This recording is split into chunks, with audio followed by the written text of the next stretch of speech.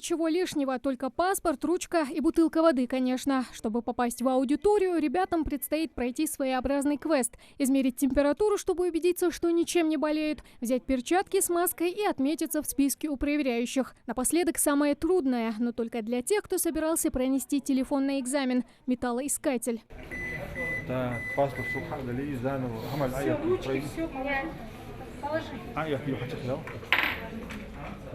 Квест пройден, можно заходить в аудиторию. Их здесь 18, а вместо привычных 20-25 человек только 12. Опять же, меры безопасности. Ребята и сами это понимают. К важному жизненному этапу Жасмин Цычоева готовилась долго и тщательно, поэтому от предстоящего экзамена ее ничто не отвлекает. Задания, я не могу сказать, что они очень сложные, но я не могу сказать, что они легкие.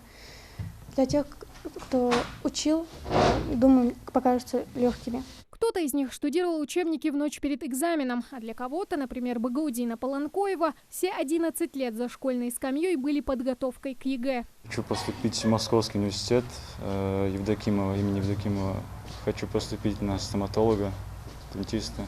Тестирование по русскому языку состоит из двух частей. Первая – это 26 небольших заданий с кратким ответом. Вторая представляет уже задание открытого типа с развернутым ответом. Проще говоря, сочинение. На выполнение 3,5 часа. Как признаются сами выпускники, этого времени вполне достаточно, если ты перед этим готовился. Сильно волнуюсь на самом деле, а поступаю я на психолога.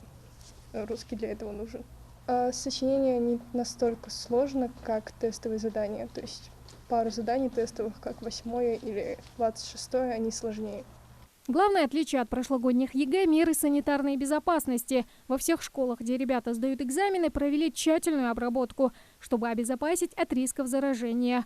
А само тестирование разбили на 2 дня. За всем процессом следят приглашенные наблюдатели, эксперты и члены ГЭК. Процедура началась, нарушений пока не выявлено, у нас все идет в штатном порядке. Экзамен. 3 числа у нас состоялся экзамен по географии, литературе и информатике.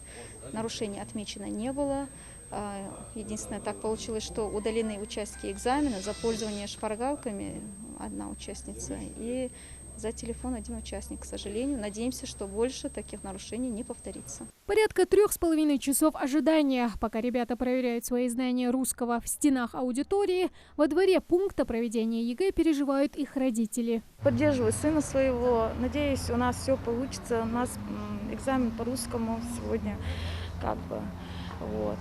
Алхамдулилlah, особо не переживаю, потому что верю в Аллаха, верю в сына. Все получится. Физический факультет мы собираемся, но пока еще точно не определились. Результаты ЕГЭ для тех, кто сдает русский язык сегодня, станут известны не позднее 20 июля, а для сдающих завтра до 23 июля. Тамара Хшагульгова, Магомед Белокеев, Новости 24.